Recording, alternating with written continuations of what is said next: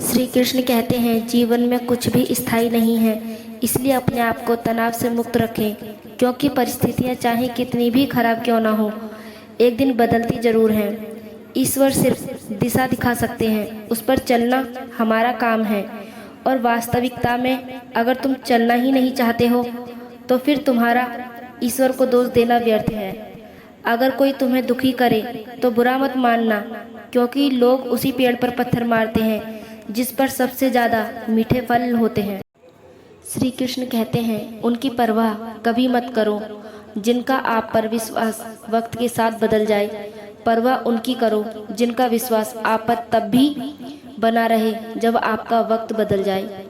फंसाने वाला यह सोचता है कि मैंने इसे तो कितनी आसानी से मूर्ख बना दिया, पर वो ये कभी नहीं समझ पाता कि उसने एक इंसान को और एक रिश्ते को हमेशा के लिए खो दिया। जीवन में वाणी को संयम में रखना बहुत आवश्यक है, क्योंकि वाणी द्वारा दिए गए घाव जीवन में कभी नहीं भरते। श्री कृष्ण कहते हैं, अंधी भीड़ मत चलो, आप अपना रास्ता खुद बनाओ और लोगों को जीत कर दिखाओ। श्री कृष्ण कहते हैं, क्रोध के समय रुकना सीखिए और गलती के समय झुकना सीखिए। श्री कृष्ण कहते हैं, हमारी व्यर्थ की चिंता और मन का भय एक ऐसा रोग है जिससे हमारी आत्मशक्ति बिखर जाती है। परेशानी आने से इंसान अकेला तो हो जाता है, लेकिन उस समय इंसान को यह जरूर पता चल जाता है कि उसके साथ कौन है और कौन नहीं है। श्री कृष्ण कहते हैं, दुख भोगने वाले तो आगे चलकर सुखी हो सकते हैं, लेकिन दुख देने वाले कभी भी सुखी नहीं हो सकते। श्री कृष्ण कहते हैं, गलतियां माफ़ की जा सकती हैं, लेकिन जानबूझकर गलतियां करने वालों को कभी माफ़ नहीं करना चाहिए। अगर आप दुख पर ध्यान दोगे तो हमेशा दुखी रहोगे, और अगर आप सुख पर ध्यान दोगे तो हमेशा सुखी रहोगे। आप जिस पर भी ध्यान दोगे वह चीज़ सक्रिय हो जाएगी और आपके जीवन में तुरंत प्रवेश करना शुरू कर देगी। यही कुदरत का नियम है। मनुष्य अपने ही विश्वास से बना है, जैसा वह मानता है वैसा ही वह बन जाता है। श्री कृष्ण कहते हैं, कभी कभी शरीर पर लगने वाले घाव दर्द नहीं देते जितना मन पर लगने वाले घाव दे जाते हैं।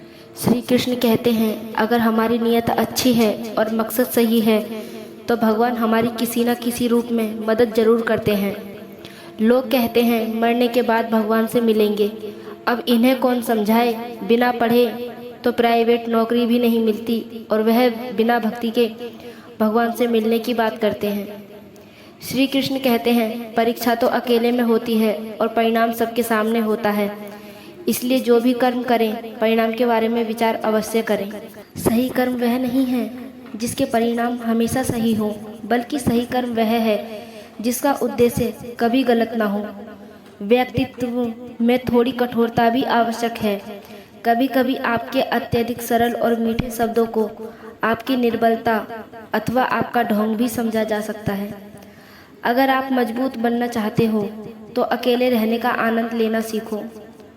उत्पन्न होने वाली वस्तु अपने आप ही मिटती है, जो वस्तु उत्पन्न नहीं होती वह कभी नहीं मिटती। आत्मा अजर है, अमर है और शरीर नाशवान है। अपने आप को भगवान के प्रति समर्पित कर दो, यही सबसे बड़ा सहारा है। जो कोई भी इस सहारे को पहचान गया वह डर, चिंता और दुखों से आज़ाद हो गया। श्री कृष्ण कहते हैं, छोड़कर जाने वालों के लिए रोने से बेहतर है मुस्कुराकर खामोश हो जाओ और अपनी ज़िंदगी में आगे बढ़ जाओ।